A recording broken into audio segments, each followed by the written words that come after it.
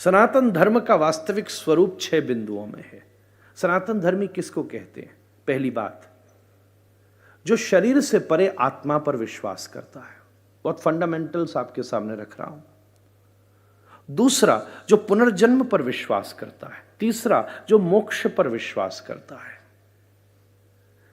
चौथा, जो कर्म पर विश्वास करता है। और पांचवा, जो ईश्वर पर विश्वास करता है। ये 5 फंडामेंटल्स हैं सनातन धर्म के, और ये कश्मीर से कन्याकुमारी तक हमें प्राप्त होंगे। फिर भाषा अलग हो सकती है, पहनावा अलग हो सकता है, वही विवाह है, पर हर स्टेट में अलग पद्धति से होता है। हमारे यहां जो ईश्वर की भावना है उसके 3 स्वरूप हैं। उसी को कहा सच्चिदानंद रूपाय। पहली भावना है सद। सद मतलब समथिंग विच इज एग्जिस्टिंग, त्रिकाल अबाधित। वेदांत में सत्य शब्द की परिभाषा की गई। सत्य क्या है? ये बहुत बड़ा प्रश्न है। आदरणीय महामहिम का भी वकालत का एक इतिहास है, और आप दोनों सामने बैठे हैं। उस समय जब सामने होते थे तो विपक्ष में होते थे, इस तरफ एक ही पक्ष में है। इस बार अलग अलग पक्ष नहीं है, एक ही कक्ष में भी है और समकक्ष भी है। सत्य ही तो सबसे बड़ा प्रश्न है, और सत्य के लिए तराजू है, तराजू के लिए प्रमाण है, और जिसके पास तराजू है उसकी आंख बंद है। इसलिए प्रमाण ही सत्य को बड़ा मानती है। Something which can be proven with the references. पर वेद ने सत्य की अद्वितीय परिभाषा दी। वकील साहब, त्रिकाल अबाधित जो है, त्रिकाल अबाधित, त्रिकाल अबाधित शब्द का मतलब समझिएगा। जो पास्ट, प्रेजेंट और फ्यूचर इन तीनों से इंपैक्टेड नहीं हो, उसको वेद सत्य कहता है। इसी दृष्टि से इस जगत को असत्य कहा जाता है। जब आदि शंकर ने कहा कि जगत असत्य है, तो असत्य का मतलब यह नहीं है कि ये कोई जस्ट ड्रीम है। असत्य शब्द का मतलब यह है क्योंकि ये तीनों परिस्थितियों में एक जैसा नहीं है। भूत में कुछ और था, वर्तमान में कुछ और है, और भविष्य में कुछ और हो जाएगा। Ever changing. मैं आपसे पूछूं घड़ी में आपके क्या समय हो रहा है? 7:05, और ठीक 25 मिनट बाद मैं आपसे पूछूं क्या समय हो रहा है? 7:30। अब कोई उस समय कहे कि 7:05, तो he is lying, because the truth has been shifted now. सत्य त्रिकाल से बाधित हुआ कि कुछ सत्य भूत हो गया, कुछ वर्तमान, कुछ भविष्य। सत्य उसको कहते हैं जो त्रिकाल अबाधित हो। हम किसी से पूछे आपकी आयु कितनी, वो कहे 30 वर्ष, और 30 वर्ष बाद मिले अब कितनी, 60 वर्ष, और उसके बाद भी कहे महामहिम में 30 वर्ष का। तो या तो आई टेस्ट होना चाहिए या IQ टेस्ट होना चाहिए। सत्य में परिवर्तन हो गया। हाँ खैर, दिल तो सदा जवान होता है। सत्य शब्द का अर्थ है जो त्रिकाल अबाधित है, और इस ब्रह्मांड में ईश्वरीय सत्ता ऐसी है जो त्रिकाल अबाधित है, इसलिए उसको सत्य कहा जाता है। इस वर्ष 22 जनवरी को जब राम जी विराजे, तो ऐसे ही सबने अनुभव किया कि अयोध्या में राम जी विराजे। एक यूनिवर्सल एनर्जी फील हुई। इसी को कहते त्रिकाल अबाधित होना। त्रेता में राम आए हैं और कलयुग में तुलसी ने भी उस राम का अनुभव किया। इसी को कहते त्रिकाल अबाधित होना, जो अभी इस समय भी है। अगर हमारे पास एक्सेस हो तो हम उसका अभी भी अनुभव कर सकते हैं, एज इट इज, जैसे हम चाहें। इसी को कहते हैं सत्य। तो ईश्वरीय सत्ता 3 रूपों में परिभाषित है, सद, चिद और आनंद। त्रिकाल अबाधित वस्तु सत्य, कॉन्शियसनेस को चित्त कहते हैं, और स्टेट ऑफ ब्लिसफुलनेस को आनंद कहते हैं। इन 3 रूपों में परमात्मा हमारे सामने प्रकट होता है।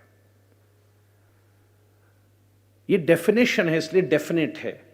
संपूर्ण जगत की सृष्टि स्थिति पालन का जो हेतु है, इसलिए अंग्रेजी ने शब्द दिया गॉड। नीत्शे के द्वारा क्रिएटेड शब्द है महामहिम, generation, operation and destruction. A Western philosopher, Nietzsche, has created this word God. It's a short form of 3 actions which Supreme God does. तापत्रय विनाशाय।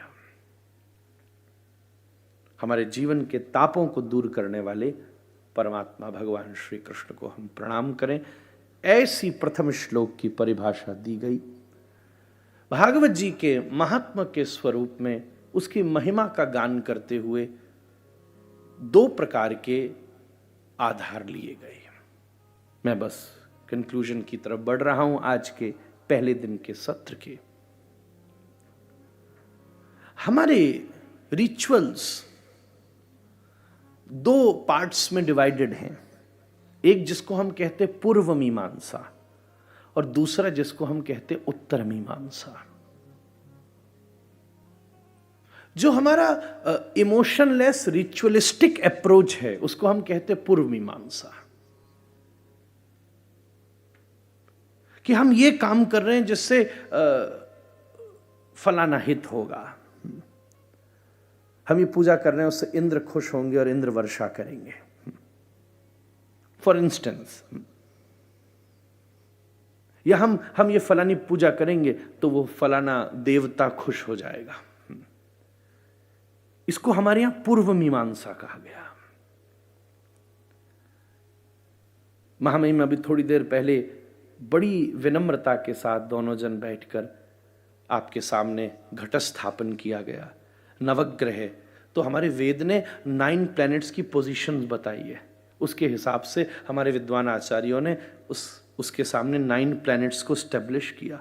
पानी को रखा, एक एरियल क्रिएट किया नारियल के द्वारा। जैसे हम कोई फाइट लैंड पर कोई आर्मी ऑफिशियल एक एरियल क्रिएट करता है कनेक्शन के लिए, ऐसे ही जब घट स्थापन हुआ, कलश स्थापन हुआ, उसके ऊपर नारियल को रखा गया, मंत्रोच्चार हुआ, तो एक यूनिवर्सल कनेक्ट क्रिएट किया गया। उसकी अपनी टेक्नोलॉजी है, वो भी एक टेक्निकल पार्ट है। भाई भागवत जी सुनने से जो चले गए हैं उनका उद्धार होगा। ये सब जो उसका स्वरूप है ये पूर्व मीमांसा है। इसको कहते पूर्व मीमांसा। इसलिए भागवत अर्पण भी है, तर्पण भी है, समर्पण भी है। जब हम कुछ अपने लोगों को देते हैं, परिवार के जन बैठे हैं, इसको अर्पण कहते हैं। आदरणीय महामहिम ने पुष्प अर्पण किया। जो हम किसी अपने व्यक्ति को देते हैं उसको तर्पण कहते हैं, जो आपके द्वारा कल किया गया, आज किया गया। और जब हम स्वयं अपने आप को देते हैं, आप इतनी बड़ी व्यवस्था को छोड़कर यहां बैठे हैं, उसको हम समर्पण कहते हैं। अर्पण भी, तर्पण भी, समर्पण भी, ये पूर्व मीमांसा है। मेथड्स, ये फूल चढ़ाइए, माला चढ़ाइए, या आरती घुमाइए, ये सब पूर्व मीमांसा है। और उसके पीछे की जो फिलॉसफी है, जो वेदांत है, जो दर्शन है, वो उत्तर मीमांसा है। I am so sorry but I am only getting that example to express the differentiation of it. Especially in our schools and colleges, Mahabhayim, we used to use different colors of flowers to express our emotions, isn't it? अब किसी को वकील साहब सफेद फूल दिया तो उसका एक मतलब होता है। मुझे नहीं पता कि लाल फूल किस किस ने यूज किया होगा।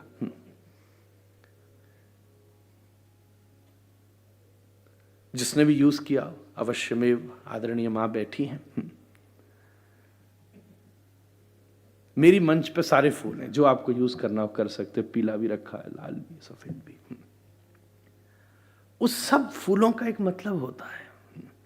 और मैंने तो ये भी सुना काले फूल का भी एक मतलब होता है। काला दे दिया मतलब इट्स ऑल फिनिश्ड नाउ। आजकल लोग इस इमोशन को इतना नहीं जानते। अब तो सोशल मीडिया का जमाना है, सोशल मीडिया पे मिलते हैं, वहीं पर फाइट होती है, दो जन अलग हुए क्योंकि अनफ्रेंड किया। एक आदमी बोला मैं तो खत्म ही कर लिया लाइफ। मैंने कैसे करी? बोले I just deleted my account. इतना सिस्टम बिगड़ गया। तो हो सकता है मन में रेड वाले फूल का इमोशन हो और हम सामने अभी व्हाइट वाला दे रहे हो। एक फूल का एक मीनिंग है, इसको पूर्व मीमांसा कहते हैं, और मन में जो एक्सपीरियंस है उसको उत्तर मीमांसा कहते हैं। और वेद इन दोनों विभाजनों पर बटा हुआ है। पूर्व मीमांसा रिचुअलिस्टिक अप्रोच, हम ये चलाएं, ये करें, वैसे करें। उत्तर मीमांसा का मतलब वेदांत, वेदांत का मतलब ज्ञान, ज्ञान का मतलब तीन चीजें जानना। बहुत जल्दी से कह दूं, मैं कौन हूं, ये जगत क्या है, और वो ईश्वर क्या है। महामहिम यहां कोई चीजें ऐसी यूज में ली गई हैं जो यूज करने के बाद हम उसको फेंक देंगे। There is no use of those things. आपने टिश्यू यूज किया and it's gonna be thrown now. कुछ चीजें ऐसी हैं जो टेम्पररी 7 दिन के लिए मंगाई गई हैं और जैसे आयोजन पूरा होगा तो वो वापस कर दी जाएंगी। और कुछ चीजें ऐसी हैं जो यहां की परमानेंट हैं, जो यूज करने के बाद भी यहीं रहेंगी। फेंकने वाली चीज रख दी जाए और रखने वाली चीज फेंक दी जाए तो कितना बुरा लगेगा कि ये चीज रखनी थी। मेरा कॉटन टिश्यू तुमने फेंक दिया और पेपर टिश्यू पॉकेट में रख लिया। You are illiterate. अज्ञानी उसी को कहते हैं, फेंकने वाली चीज रख ले और रखने वाली चीज फेंक दे। वेदांत ने सीधी परिभाषा की, ये शरीर यूज एंड थ्रो वाला ही है। एक दिन बढ़िया तरह यूज कीजिए, थोड़े दिन बाद इसको ले जाया ही जाएगा। पूरी दुनिया का अस्तित्व हमको मिला है और उसके बाद थोड़े दिन के बाद हमें उसे पे बैक करना पड़ेगा। We have to give back to the society, philanthropy. और अल्टीमेटली जो आत्मा है, जो हमारा अस्तित्व है, जो हमारा सत्य है, वो हमारी संपत्ति है। जो गुड डीड्स हैं वो हमारी संपत्ति है। इसी हिसाब से दोनों तरफ के विभाजन किए गए और वहां एक कथा सुनाई गई। देवर्षि नारद जो सब जगह घूमा करते थे, वैदिक पौराणिक इतिहास में नारद जी, पता नहीं मुझे यूज करना चाहिए कि नहीं वर्ड, पर नारद जी महामहिम यूनाइटेड नेशंस हैं उस टाइम के, जो मल्टीनेशनल सारी जगह घूम घूम करके मीटिंग कराते हैं हर आदमी से। मेटावर्स में, मेटावर्स की मीटिंग कराते हैं। ये उनकी आइडियोलॉजी है। एक प्रतीकात्मक चीजों से हमारे यहां ज्ञान का संदेश दिया गया है। देवर्षि नारद घूमते घूमते यमुना के किनारे, जिस धाम की विश्व में महिमा है, ऐसे वृंदावन धाम में पहुंचे और उन्होंने एक स्थान पर, जहां सौभाग्य से मेरा भी आश्रम है, मैं प्रतीक्षा कर रहा हूं कभी आपका आगमन होगा, जहां मेरा भी आश्रम है, उसी ज्ञान गुदड़ी में उन नारद जी को घूमते हुए एक अलग सा नजारा मिला कि एक बैठी हुई युवा देवी, जिसके चारों तरफ बहुत सारी देवियां उसकी सेवा कर रही हैं, और उसकी गोद में दोनों तरफ 2 वृद्ध पुरुष लेटे हैं। नारद जी ने उसको पूछा, आप कौन हैं?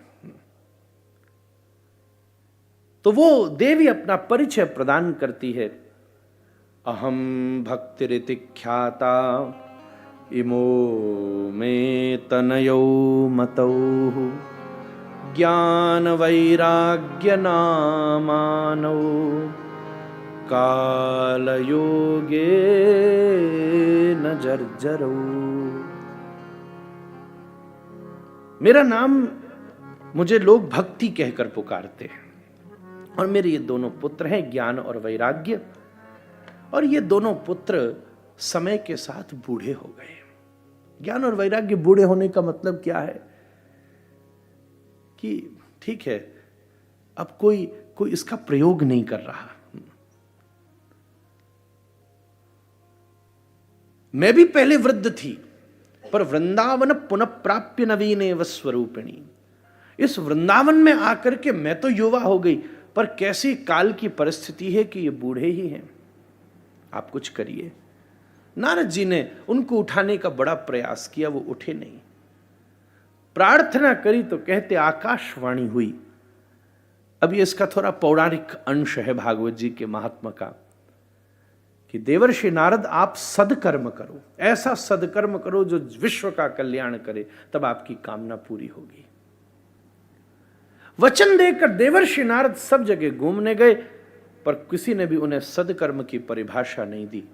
तब घूमते हुए बद्रीनाथ पहुंचे और वहां उन्हें 5-5 वर्ष के साधक ऋषि मुनि, जिन्हें हम सनकादिक कहते हैं, सनक सनंदन सनातन सनत कुमार, ये चारों मिले और उनसे सहज जिज्ञासा करी, आप बतावें ये सदकर्म कौन सा है? तो सत्कर्म सूचको नूनम ज्ञान यज्ञस्मितो बुधौ श्रीमद्भागवतालाप सतुगीत शुकादिवी। ये शुद्ध भागवत जी के संस्कृत श्लोक हैं, जहां उन्होंने अपना परिचय दिया कि आप इस प्रकार एक भागवत जी का आयोजन करो, जिसमें ज्ञान की भी वृद्धि होगी, भक्ति की भी वृद्धि होगी और वैराग्य का भी अभ्यास होगा। 2-3 घंटा तो रिनाउंसिएशन हो ही जाता है, हम सब साधनों से फ्री होकर यहां बैठते हैं। तो देवर्षि नारद ने इस भव्य आयोजन को आयोजित किया, जिससे ज्ञान भक्ति वैराग्य स्वस्थ और प्रसन्न हुए, आनंदित हुए। इसी क्रम में उनके द्वारा एक आत्मदेव ब्राह्मण की कथा सुनाई गई। ये दूसरी कथा है जहां आत्मदेव ब्राह्मण के एक अत्यंत कुपुत्र, धुंधकारी जैसा पुत्र हुआ। उसका जब शरीर छूटा तब उनके दूसरे पुत्र गौकर्ण जी ने उनके लिए बहुत सारे हित कार्य किए, पर उससे भी उसका उद्धार न हो सका। तब ऋषि मुनियों की आज्ञा से, सूर्य की आज्ञा से गौकर्ण जी ने एक दिव्य भागवत का आयोजन किया, जहां प्रेत योनि में रहने वाला ये धुंधकारी भी आकर के बैठा। ऐसा भूत शब्द का मतलब क्या होता है? Someone who is stuck with the past tense. भूत मतलब पुराने में जो फंस गया। ऐसे दुनिया में बहुत सारे घूमते फिरते भी भूत मिलेंगे आपको, जो अभी भी 25 साल पुरानी चीजों में फंसे। उसका उद्धार हुआ। और इस प्रकार एक जिसमें ये भूत प्रेत की सी बात सुना करके पूर्व मीमांसा, रिचुअलिस्टिक पार्ट को पूरा किया, और स्पिरिचुअलिस्टिक पार्ट जहां devotion, knowledge and renunciation empower हो, इन 2 माध्यमों से भागवत के महात्म का वर्णन किया। इसके सुनने की विधि का भी यहाँ वर्णन हुआ, वो तो लंबी चौड़ी है। मैं तो ये कहूँगा कि सुनना बहुत बड़ा अभ्यास है। सुनना पेशेंस देता है, सुनना एक्सेप्टेंस देता है, सुनना रिसेप्टिविटी देता है, बहुत कुछ देता है, लेट गो देता है, ग्रास्पिंग देता है। ये सब महिमा सुनाई गई। अब विधि तो बहुत सारी है, व्रत हो, ऊपर हो, नीचे, ये सब कोई इतना आज के समय संभव नहीं है। सब कुछ करने के बाद भी ये न हो तो बात पूरी नहीं होगी। आप सहजता से बैठें, यही सबसे बड़ी बात है। अंत में मंगलाचरण के 3 श्लोक बोले, जिन्हें मैं विनम्रता से गा दे रहा हूँ और आज का सत्र विश्राम कर रहा हूँ। जन्माद्यस्य यतोऽन्वयादितरतश्चार्थेषु विज्ञस्वराट् तेने ब्रह्महृदाय आदिकवये मुह्यन्ति यत्सूरयः तेजो वारिमृदां यथा विनिमयो यत्र त्रिसर्गो मृषा धाम्ना स्वेन सदा निरस्तकुहकं सत्यं परं धीमहि धर्मः प्रोज्झितकैतवोऽत्र परमो निरमत्सराणां सतां वेद्यं वास्तवमत्र वस्तु शिवदं तापत्रयोन्मूलनं श्रीमद्भागवते महामुनिकृते किं वा परैरीश्वरः सद्यो हृद्यवरुध्यतेऽत्र कृतभिः शुश्रूषुभिस्तत्क्षणात् निगमकल्पतरोर्गलितं फलं शुकमुखाद् अमृतद्रवसंयुतं पिबत भागवतं रसमालयं मुहुरहो रसिकाः भुवि भावुकाः। ये 3 श्लोक सत्य, दया और प्रेम, इन 3 चीज की बात कर रहे हैं। ये दुनिया का आधार, पूरे धर्म को नापना हो तो मिनिमम चीज सत्य है और मैक्सिमम चीज प्रेम है। उन तीनों का अस्तित्व इन 3 श्लोक में कहा, जिसकी व्याख्या और सब चीजें आप सबके बीच में कल आगे बात को बढ़ाऊंगा।